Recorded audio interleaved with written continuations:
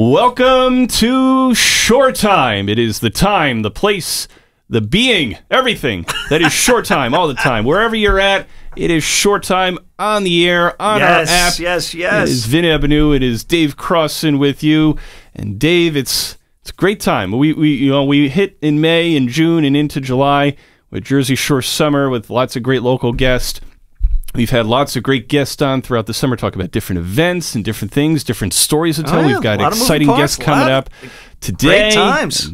Looking forward to guests on weeks to come. So it's Short Time all the time. Well, let me ask a question. Oh. You're back. Oh, that's right. You were gone during the week a little bit. A little trip there with the family, right? Disney World. Yep. In Florida. Took a few days. Saw some of the photos. Right? It looks like everybody had a good time.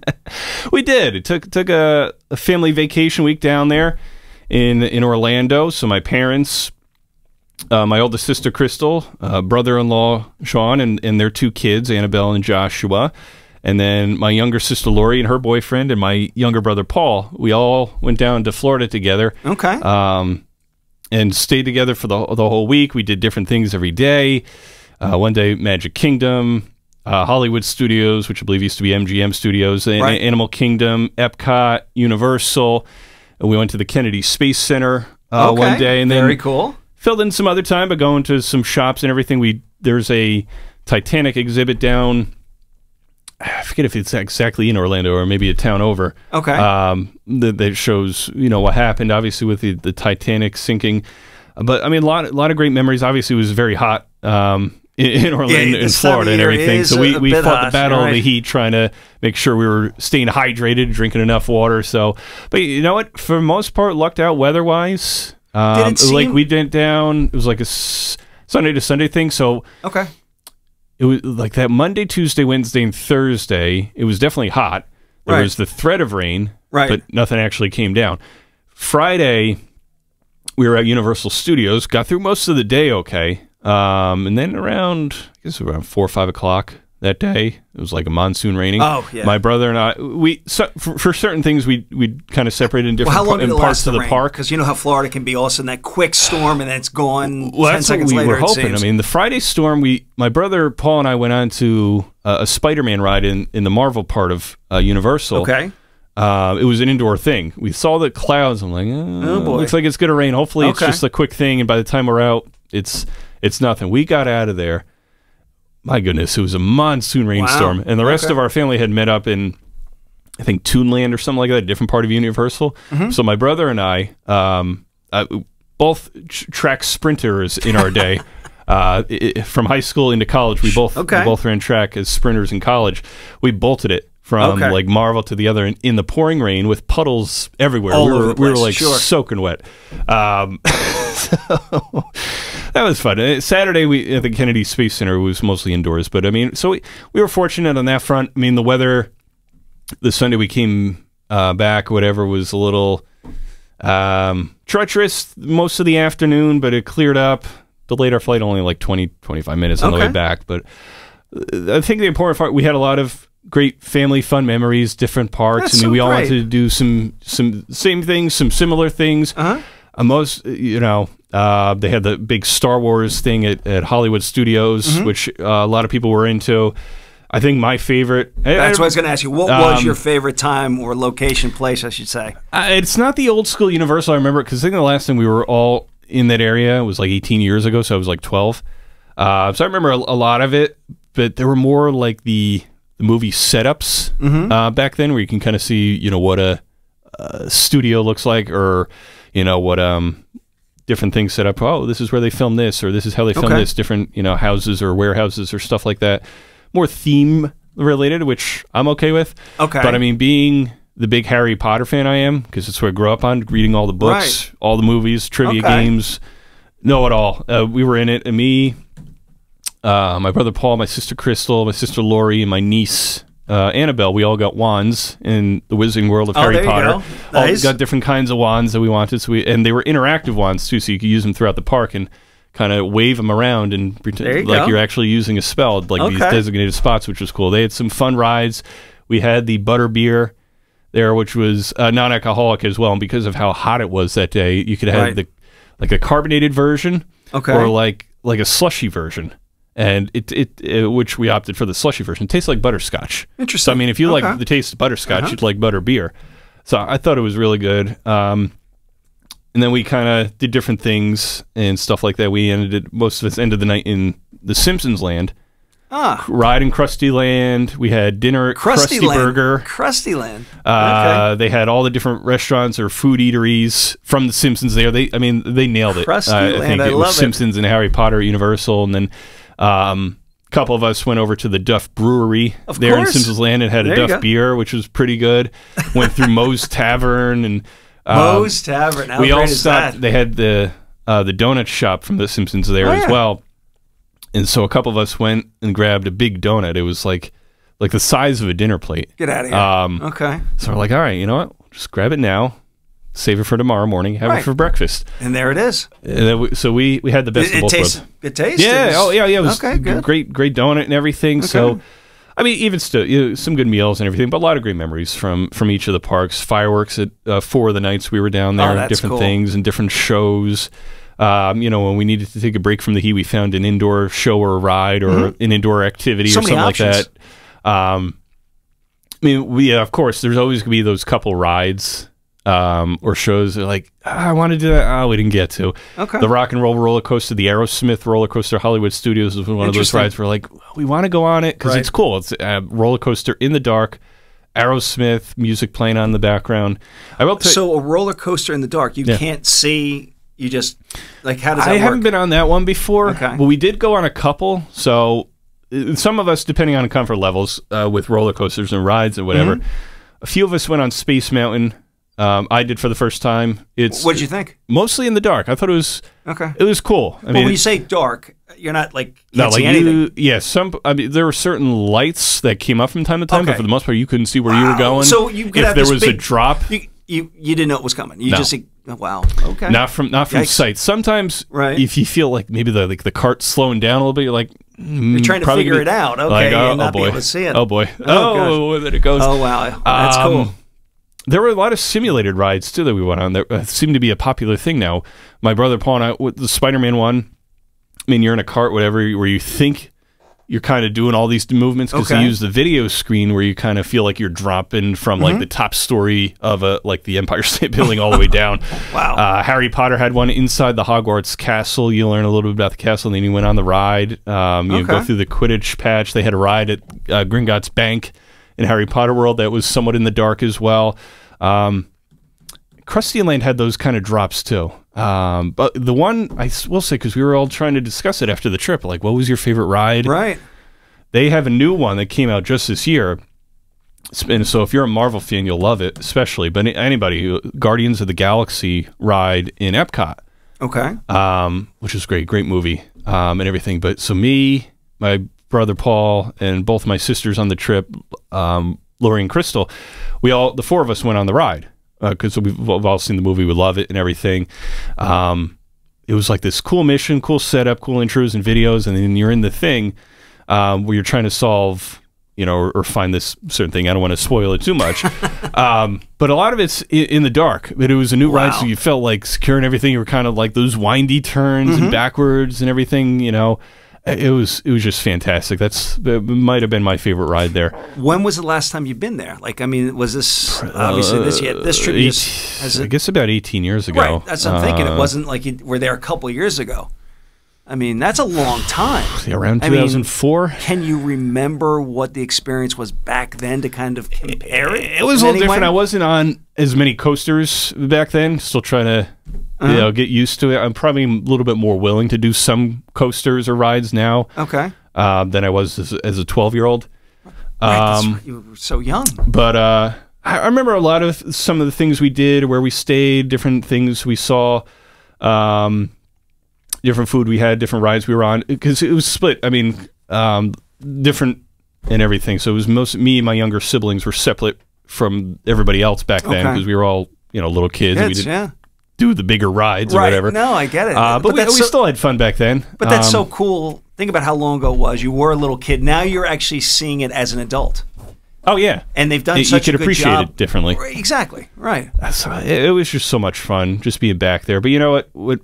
Yeah, I got a couple souvenirs, a couple fun shirts and stuff like that. But you know, even going into it, I think my goals were met. Just was to it crowded? Have fun. Like, how was it while you were there? Was it most of where you went like a crowded? Yeah.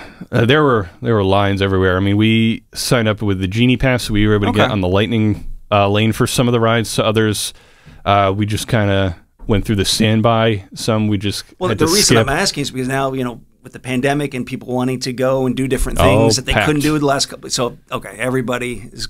Yeah, I mean, the biggest pet peeve with some of that was just people stopping in the middle of the park where you're trying to walk and like, come on, like to take a photo, or like walking just right in front of you. Yeah, okay. I get it. We had a couple people try to walk in front of us while we were trying to take a photo. I mean, it happens everywhere. Yeah, that's a tough one. But you know what? The best part was just we've had the rides and the food, but it was really just, you know, like the Jim Croce song, Photographs and Memories. There you go. But me, I was just looking forward to spending a whole week doing all this with the family How cool and is everything. that? And That's that was really nice. That was the best part. I didn't need to go and grab 10,000 souvenirs. Everything's up here in my head. You got it stored away.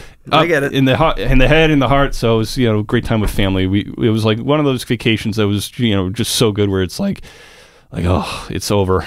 You're back. Yeah. First of all, glad to have you back, but I was so excited when you told me about the trip, and then, you know, seeing all the different photos and different things that you posted, I could see it was something special. Right. Definitely life-lasting and everything. Something we'll look back on and be very happy with and proud of, and definitely happy we went. So I would definitely recommend taking a trip to anybody who's thinking about going down there. You know, spend the time with the family, friends, whoever. However long you spend there, it is what you make of it. So make it a good one. Nicely done. We got a good one on deck, a good show this morning, Dave. Yes, we do. We've got Frank Trenkle coming in from District 18 Little League in Section 3 to discuss Little League baseball and softball this summer. And Tom's River's own Frankie Edgar will be joining us. Tom's River High School East alumni, like myself. I graduated in 10. He graduated a few years before, but he's become a worldwide name from MMA to UFC fighter. He's going to be joining us to discuss his career and what could be next for this Tom's River native. So we got a great show on deck. Tell your friends, tell your family. Short Time with Vin and Dave continues next. Hello, this is Chef David Burke on Short Time with Vin and Dave on 94.3 The Point and 105.7 The Hawk. And if you could see us, you'd know the three of us have perfect faces for radio. Whether you're in the early stages of investing, getting ready to retire, or planning your estate, you need a financial planner who will guide you on a clear path with honesty and transparency. Shoreline Wealth Management understands that you are more than your money, and they strive to help you realize your best life as they align your finances with your goals. Best of all, Shoreline's straightforward approach will include you in the process. Shoreline Wealth Management is your financial anchor. Visit shorelinewealth.com for more information. Shorelinewealth.com. Securities offered through LPL Financial, member FINRA, SIPC. Welcome back to Short Time with Vin and Dave. Vin Avenue, Dave Crossan with you, and joining us to discuss some baseball here on Sunday morning is Frank Trenkle, the District Administrator for New Jersey Little League District 18 and the Section 3 Coordinator for New Jersey Little League as well, which covers more ground as well. And we're going to get into this exciting part of summer, Dave. So the seasons are over, playoffs underway, different tournaments, and you know that all elusive Williamsport run for a lot of Little League teams heading into next month. So with that, the man who knows it all, Frank Trenkle. How you guys doing? Thank you for being here. This is fantastic. Thank you for having me. This is great. Absolutely. And now this is, like I said, an exciting part of the year. You know, whether you're playing, coaching, you know, running things. I mean, it's just fun to be around, announcing all these Little League games. It gets exciting, and I mean, it's always exciting. But you know, come July, you know, August, the All-Star tournaments, the different playoff runs and everything. So before we dive into some of the specifics, what is it that you like most about this time of year? To be honest with you, the best part of this time of year for me is when I get to crown a winner on the field with the kids, and they're 10 or 11 or 12 or 13 or up to 16, and hand them that banner. I had a blast the other day handing the banner to the 11-year-old state champions. I'm sorry, the 11-year-old district champions. Apologize. From our district, Tom's River, and we had a blast on the field laughing. I got a couple parents that took some videos of it. Nice. That's great. That is the most rewarding part of the volunteer part of the job for me, and that's what I enjoy the most is giving things to the kids. Yeah, that's really what it's about. Right. Exactly. Yeah, it's fun watching the kids, you know, compete. You know, play, you know, cheer each other on, come up with all these different creative, chants or applause Absolutely. and stuff like that. You know, watching the coaches sweat it out in the dugout trying to make decisions, you know, how to put together the lineup, how to organize your pitching, you know, and everything like that. So it's a lot of exercise. It could be a little stressful at times, you know, trying to win important, heightened games, but it's also a lot of fun too. Absolutely, it's a lot of fun. It's a lot of fun. It's actually it's great to see everybody back out like kind of normal. You know, the fans are out. We're not restricting capacities and stuff like that anymore. So it's good to see people out and cheering on. People want to be out and about. They do. They want to be out and about. They want to be out and enjoying the games. We've had good crowds at some of the games too, so it's good. And a credit to you as well. I know we've talked the last couple of years throughout the pandemic when things resumed and everything. Yeah. So, I mean, credit to you and all the Little League presidents in District 18 and so on for how you guys handled, you know, coming back, letting kids come back and play again and, you know, playing a full schedule and everything. So it's got to be a relief to have some of that behind you. Yeah, it is. It's a big relief. But now it's a lot of work again. Well, so, you know, the last 2 years, there wasn't as much work. You know, and you remember in 2020, we just one of the only states in the area to actually host a couple state tournaments. We decided we wanted to, so we had it for the Little League 12s, and we had it for the Senior League kids that were aging out because they would have lost, they wouldn't have nothing the next year. Right.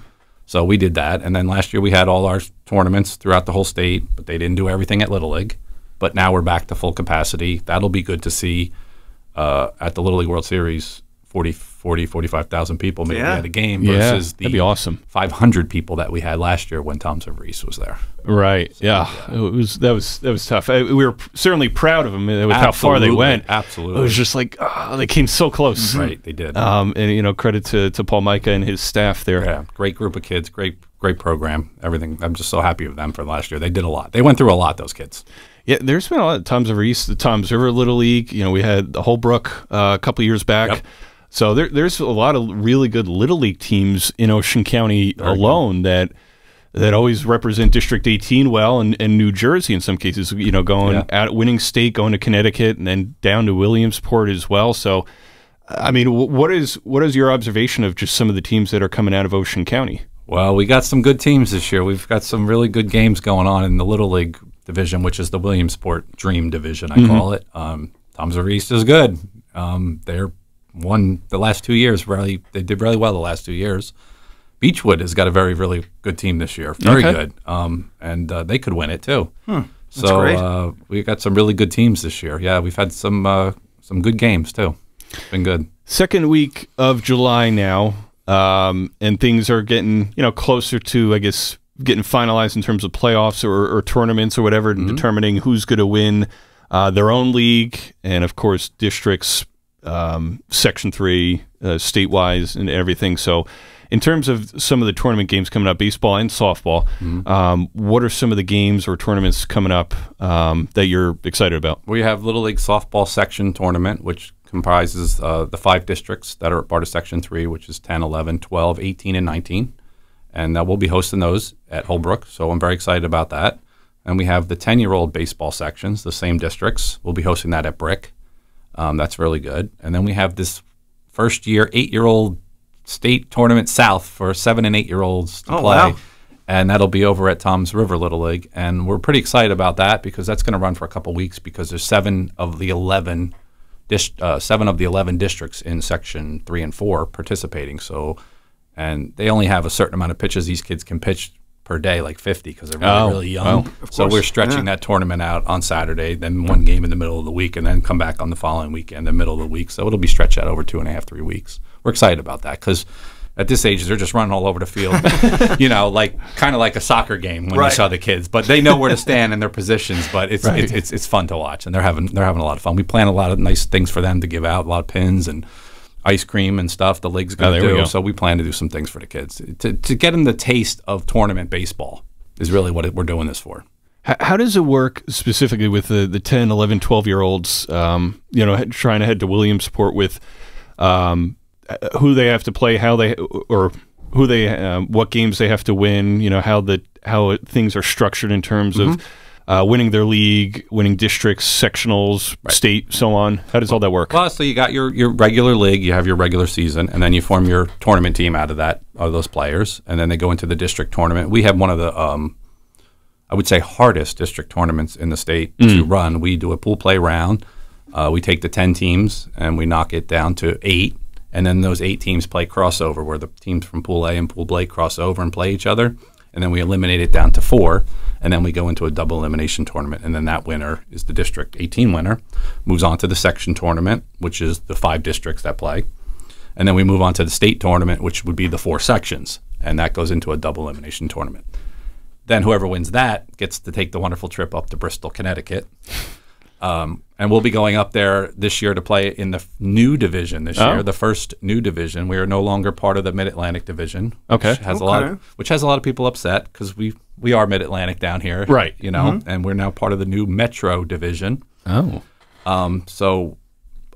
example you brought up before, Toms River East, they're in the 50-70 tournament, which is above the Little League tournament. Paul Micah plans to bring back the first Metro World Series title for this area. So he's got goals for that, so we're hoping for that. And then from Bristol, there is, this year there'll be 4 states. It's New Jersey, New York, Connecticut, and Rhode Island. That's the Metro division. Okay. And whoever wins that then gets to go to the Little League World Series, because this is the first year that Little League World Series has been expanded from 16 teams to 20. Oh, wow. So they added 4 more dorms. They're bringing 2 more American teams and 2 more international teams this year. That'd be good to see the international teams again. I know it was kind of halted by Little League because of the pandemic with who could come over here and everything. So as a, just American team versus American team, as opposed to American versus national. Right. I mean, you think, or around here, the 98 World Series team with Todd Frazier and everything, Toms River versus Japan. Right. Huge matchup there, and Japan came in, obviously one of the best in the world. And Toms River East kind of, pulled off the Beasts of the East, pulled off a major victory then. So it'd be good to see your thoughts as well, Frank, just on that international pool being a factor again. It'd be very good to see them back again. Those kids have a blast at the Little League World Series. I go almost every year, especially if I have a team in it. I'm definitely going to go there. Yes. I was there all summer last year with the team the whole time they were there, hanging out with the Fraziers and the Micahs and the whole group of them, the Sabatinos, the whole group. Yeah. We had as much fun as we possibly could because things were pretty much shut down, Right. The whole complex wasn't open. But I'm really happy to see the international teams back. I've made some good friends over the years with these international players. Nice. I think this is our first year we have Cuba coming in to play. Oh, okay. So they've expanded into Cuba. So I believe Cuba is one of the international teams coming. They have some kind of rotation that they've done with Panama, Cuba, and the Caribbean or something that they also. So they have some kind of rotation going on with them to get to up to 20 teams. So it'll be fun to see them back again. Those kids get treated like. They get treated like royalty when they, when they come over here. They get flown in and bussed over and fed, and the complex at the Grove is just awesome. I mean, for the kids, it's awesome. What's it like to see all those teams there? Obviously, whether up in Bristol or down in Williamsport, just teams from all over the place getting together, really within one facility, one complex, kind of getting together at once, all playing baseball. It's really fun to actually see, but the part that's probably the most fun is when the games aren't going on and you're walking in between the 2 stadiums and watching the games, and the players from the other teams are out mingling with the crowd, which they couldn't do last year. Right. We basically had to wave to them through a fence, but they're out taking pictures, signing autographs. They're treated like they're Major League Baseball players. That's awesome. What I'm excited to see for the kids really is the fact that the Major League Baseball Little League Classic game, which is played at Williamsport, and this year it is the I think it's the Red Sox and the Orioles. Okay. I'm pretty sure it's the Red Sox and the Orioles. I know definitely the Orioles. All right. They bring the kids over to that game, and they get to go watch that game. Oh, wow. In the stands. Okay. So it's mostly the kids there, and then the Major League Baseball players come to their games as well and sit in the stands and interact with the kids. They play ping pong. They do other things with them. I think that's a great thing that Major League Baseball and Little League has done to, keep all that going. It's great. It keeps kids interested because the enrollment's down in baseball. It is, but we're coming back now. I think we're going to come back. I think there's going to be a big push coming out of the. I like to say coming out of the pandemic. Sure, yeah. I think it'll be a big push for it. I think kids are playing more. Enrollment's up at some leagues. Toms River Leagues is up. Nice. Up enrollment. So I'm excited. I'm excited. I hope another one of my teams makes it there. Oh, yeah, of course. I've been doing this for 6 years, and I've had 2 teams, so I'm doing pretty good. Yes, you are. So far, so good. Yeah, and over the years, you can see our history is really good. Lakewood in 1975, Toms River East in 1998. A lot of people forget about the Lakewood team. They were there. Yeah. I guess at this point it was a while ago. Right. So long but ago. yeah, I mean, yeah. I think the 98 team is so fresh in everybody's minds out of Tom's River East, because it was somewhat recently. Right. And of course, with Todd Frazier on there and Casey Gaynor and everyone, all those kids on that team making that magical run too. I think, it's come close with Tom's River East, Tom's River, Little League, and Holbrook within the last few years, kind of really making a good push towards Williamsport. So I think at some point, I'm optimistic that one of these teams in District 18 is going to break that ceiling there and win it all. Yeah, I'm very optimistic too. I mean, our history proves it, so I can be optimistic. I think, right? Yeah. I think I can. I hope that we make to the states. I know a lot of the districts in the state, I wouldn't say fear us, but they don't want to play us. Of course not. I don't want to play Tom's River. I don't want to play Jackson. I don't play Holbrook. And I'm telling you, that Beechwood team this year is really good too. So it'd be nice to see them win too. They're good, Frank, I want to talk more about the summer tournaments and some Little League rule changes as well, but Dave and I have to go to a break. Can you hang with us? Sure. Absolutely. Awesome.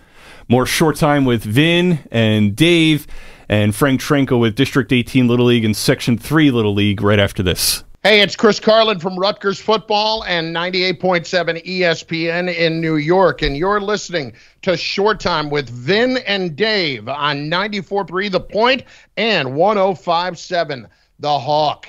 These fellas are entertaining. Whether you're in the early stages of investing, getting ready to retire, or planning your estate, you need a financial planner who will guide you on a clear path with honesty and transparency. Shoreline Wealth Management understands that you're more than your money, and they strive to help you realize your best life as they align your finances with your goals. Best of all, Shoreline's straightforward approach will include you in the process. Shoreline Wealth Management is your financial anchor, committed to helping you weather life's storms. Visit shorelinewealth.com for more information today. Shorelinewealth.com. Securities offered through LPL Financial, member FINRA SIPC. Welcome back to Short Time with Vin and Dave. Vin Avenue, Dave Crossan with you, and with us here this hour, talking baseball on Sunday morning is Frank Trenkle, the District Administrator for New Jersey Little League District 18 and the Section 3 Coordinator for New Jersey Little League as well, so covering a lot of ground, overseeing a lot of different teams in Ocean County and beyond as well, because Section 3 goes into North Jersey a little bit, Frank. So we talked a lot about tournaments with baseball and softball coming up this summer. Just a question on play as well before we discuss some of the rule changes that are being discussed as well by Little League. Double elimination for all playoff in Little League tournaments, or is it single elimination along the way? Some are single. The 10s and the 11-year-old divisions, we do single elimination to get a champion. We just don't have enough time to do as many games as we would like, but we always do double elimination for the Little League and the field, the teams on the 60-90 field. We always do double elimination there. And are there any... And then once you get to the sections, it's all double eliminations. And states is double elimination, same thing, all the way up. That makes sense. All the way up the line, yeah. Are there any changes that take place in playoff or tournament play in terms of like pitch count limits or... No, that's all the same. days? They all stay the same. Yep, 85 for up to a 12-year-old. And then you have your 4 days of rest to protect the arms and stuff like that, But that all stays the same from the regular season, yeah. What is it like, either for yourself, either over the years or watching other coaches try to manage pitchers in these tournaments to stay within it so that they don't use up maybe all their pitches that day, or try to preserve them, stay within the confines of a pitch count so they can use them again? It's, well, I coached for many years as well, and you remember, I remember coaching on the field against you, and we had, I think it was Big League, then, or maybe it was Senior League, I can't remember. Yeah, I think it was Senior League, yeah. Everybody has a little bit of a different philosophy when it comes to this. A lot of managers out there say, you know what, you got to win today, don't put the cart before the horse, or the horse before the cart, I should say, right? And then a lot of other ones do manage it. They put a guy in and pull him at 20, so he's available the next day. Because once you hit 21, you're not available to pitch the next day. So I'm a believer of that you really need to win today, and maybe in the back of your mind have a thought of who's going to pitch next, or if you get a good lead, maybe then pull them out so you have them available. Right. But so far this year, it seems to be most people are riding their guy through the game and then just going with it the next game. So there is some days off and breaks in between, because we have so many other tournaments running and divisions running. So, but I'm a proponent of you got to win today. Gotta You're win. right. Yeah. It makes sense. You don't win today, you can't get there tomorrow. Right. There is no tomorrow if you don't win today. There's no tomorrow if you don't win Think today. of plan B or C. Right. I remember one example of this kid on a team I was coaching with my dad a few years back. He was just throwing lights out. It was a game against a team from Berkeley Little League, and he was getting close to the 100 pitch count. It was a regular season game, but this kid was just throwing gas. I mean, the other team couldn't hit him. I think he went like 6 2/3 or something like that, and then I had to pull him because he was at his pitch count. So I had to have somebody else come in and get the final 2 outs or whatever. Right. It's tough. It's just tough. to make those playoffs a regular season. When a kid's rolling along, you just want to keep him in there. Keep him in. And then you have to deal with the weather because we know where we are. In the summertime, so we got thunderstorms in the forecast today, which I'm keeping my toes and fingers crossed that they kind of blow by. At the Jersey Shore. Yes. So then you have that, and then you may have to play 2 days in a row or 3 days in a row then because you don't have a day off in between. So that's the other. That's stressful. Yeah, it gets stressful on everybody too. It's like the coaches, the team, parents in the stands are seeing this kid rocking and rolling on the mound. They're like, keep him in there. And then they don't. Some of them don't understand they have to come out. They don't know the rules. Right, and then you get to try to explain it to the parents, and it's like protect the arm. Hands are tied. Right, exactly. Frank, I know there's been some Little League rules discussed or getting voted on and everything. Obviously, not just around here, Little League International, out in Williamsport, everything. So, what are some of the rules or other topics being discussed right now in Little League, and what are some of the changes coming our way? Okay, well, every 4 years we get together and they call it Little League Congress. Okay. So it's not like we don't have the president's not there or anything. So, but we get together every 4 years, and this year we got together in Williamsport and to discuss some of the rule changes coming up. And one of the big rule changes coming up and is I'm not a big fan of it, but basically going to let anybody go play wherever you want to play. Like transfer? Basically, yes. If you've never played Little League before, you could sign up at any Little League you want.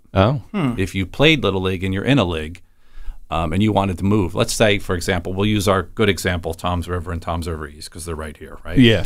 So let's say some kid's playing at Toms River, and he decides that he wants to go play over at Toms River East because his friends are playing there, or whatever reason. He'll be able to go over there and play, but he'll have to redshirt 1 year and sit out. He won't be tournament eligible for 1 year. That's probably put in there to prevent teams from, stacking the roster. Exactly.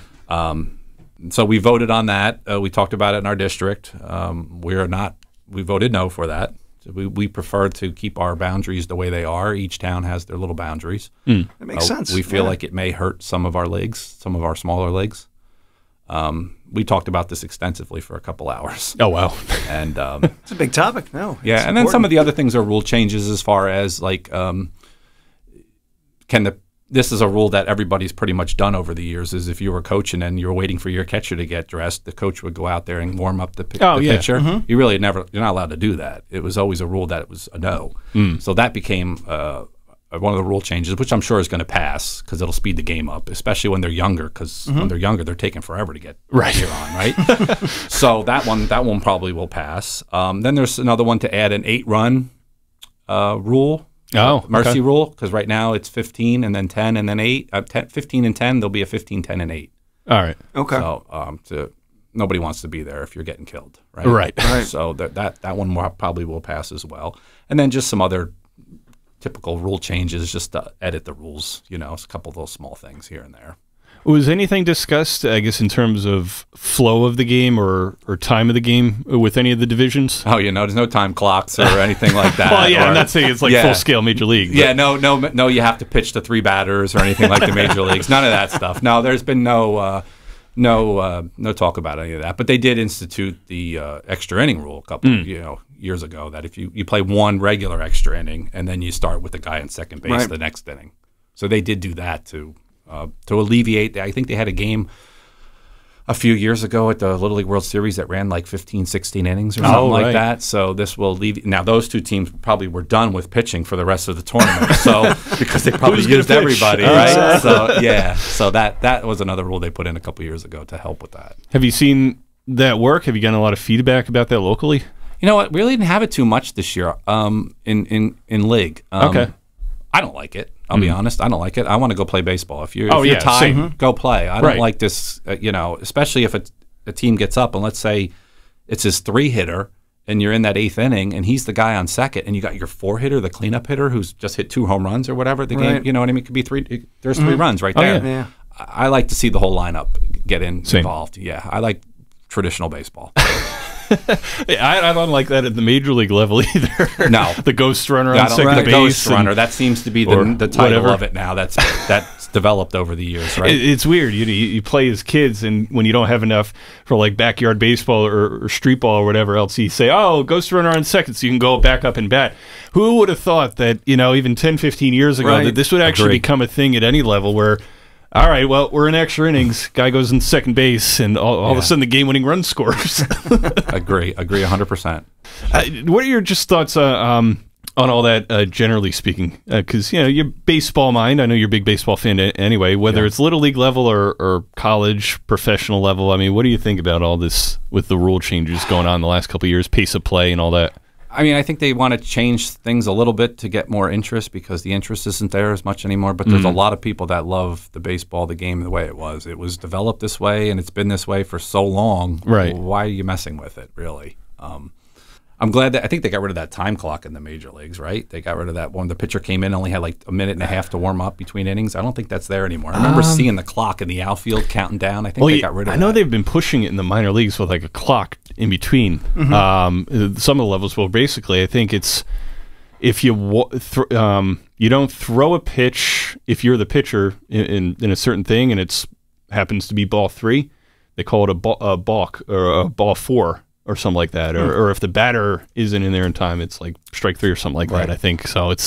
They've been testing it out. I mean, it sounds like overall the pace of play in the minor leagues is speeding up. Yeah, a I just little hope bit. the automatic computerized umpire doesn't come. Oh yeah, that's another thing being discussed. I am completely against that. The umpire to me is part of the game. Right. Agreed.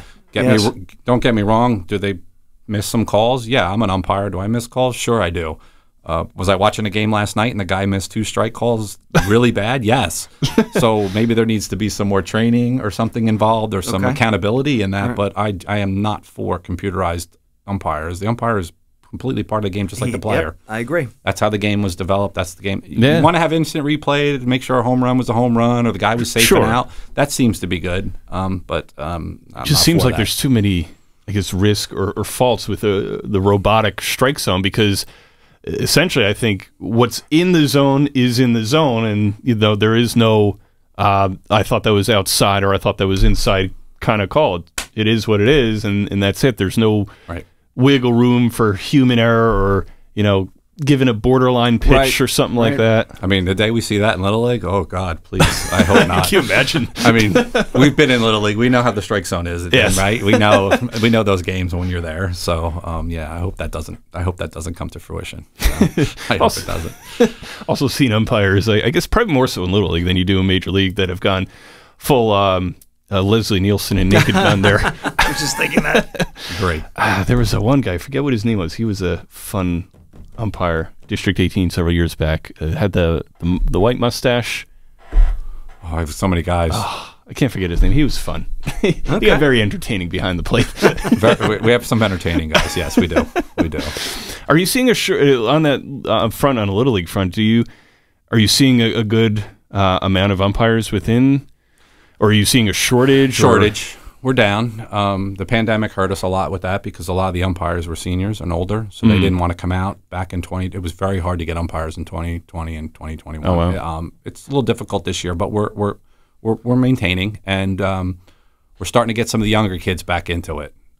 Good. Which is good. So we're doing some training for that. We do training every year, and we're trying to get them younger kids, 13, 14, 15, even doing some 10-year-old games. Sure. To get them experience. That's how I got into umpiring. So yeah, we need to do that. So we're doing that. What about on a coach's front? Are you seeing, from umpires to coaches here, are you seeing enough coaches, take on the volunteer role and coach a team? That's been struggling, too, for a lot of leagues. They have a hard time. I've been asked to coach. I've gotten the phone call, and I'm like, you want me to coach while I'm running all this? And I can't do that. I'm sorry. I wish I could. I missed that part of it the most, But, yeah, there's a hard time getting volunteers. Volunteers are down big time. Do you think a lack of, I guess, sign-ups, whether it's umpires, coaches, or even players at the Little League level, is any reflection of Major League Baseball at all? I don't know.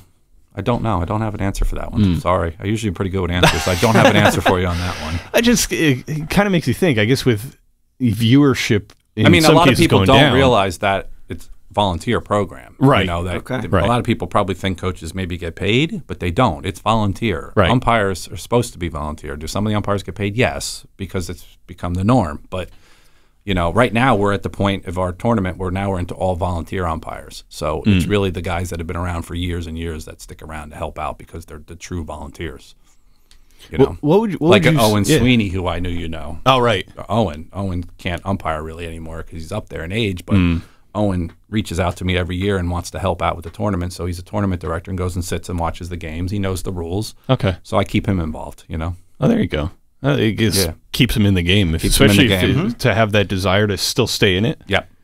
What would your message be, or what would you think would help not just District 18 or Section 3, but Little League anywhere with getting kids to come out and play baseball, softball, getting parents to come out and promoting coach? They need to promote it more. People don't know. You know, we don't have the print paper anymore as much. There needs to be more ways to promote the Little League program. Yeah, to get people out there. They just don't know. Right. They don't know. They see a field, they assume it's Little League. It might not be Little League. It could be an independent program too. That's a good point. But they need to they need to help us with some promotion on that. I mean, I can't drive around with a car and saying sign up and here and there. But I always tell people if they see me and if I see them out and they go, I know you, or I've seen you on TV or something with the World Series. I saw you in the stands or whatever. Where can I sign up? And I just direct them to my website, which is njdistrict18.com, and you can find all the links to the other tournaments that are going on in the section. You can find all the scores for ours there. I update it every night. Yeah, we need some more promotion on it. Yeah, I had my older and this helps. So I appreciate you guys. I appreciate you guys for this. Oh, always happy to talk baseball and Little League. Yeah. District 18, Section 3 with you. My older brother was an umpire for a number of years as going through high school and stuff like that. Obviously, we all played. I mean, I played a bunch of years with Tom's of Reese Little League, and then got into coaching with my dad for my younger brother and everything. And I knew your younger brother. I coached him 1 year. I put him on one of my all-star teams that we played, the Blue Claws. Paul had better talent on the field playing than I did. So. I'll tell you what, Paul was fast. Okay. Paul was quick. He was fast. So, I didn't see Vin play, so I'm glad. I'm glad Vin didn't. I didn't see Vin play, and Vin didn't see me play because I wasn't that good at baseball either. So I always did well, playing the outfield, base running, and everything. Run the bases, stealing, getting out to big leads, kind of playing with the pitcher's mind a little bit, and stealing. That was my favorite part, just running. And you like to be a nuisance on the bases, then? Yeah. Oh, yeah. Okay. I can see that. Learned from the old school base runners, just kind of, say, "Come on." Where they threaten to throw over to first, I'm like, kind of wave my hand. Go ahead, throw over. I just love that aggressive base running, and that's why I instilled in the kids. I was like, listen. Just be aggressive on the bases, and that's the other thing. Running outside the line. I was like, the quickest way to get between bases is running straight to it. Right. Instead of like straddling around third base, and then you get a close play at the plate, and boom, you're out. Right. So it's playing a bunch of years and then getting coaching. That was fun. I mean, it was fun, right? I mean, that's the part I missed the most. Yeah, I mean, just getting involved with it. I mean, making those decisions, putting together the lineups and everything. Who's going to play where and. What kid's riding a hot bat or something like that? I mean, what are some of the things you liked? That was it. You just nailed it all right there. and that would be my last year coaching was in 2016, and we had the last big league team that year, and we made it to we won the state title. We had to win a doubleheader that day, and we had to beat the team twice, and we did. And we went to Delaware that year. And it was stressful trying to figure out who to pitch and who to put in the lineup. And it was many nights sitting at the hotel, outside with the other three coaches trying to come up with our game plan. That's really what it comes down to is you and your other coaches too. It's not just me making the decisions. So we had plenty of those nights sitting out there until, we were eliminated on, we were one game away from going to the World Series.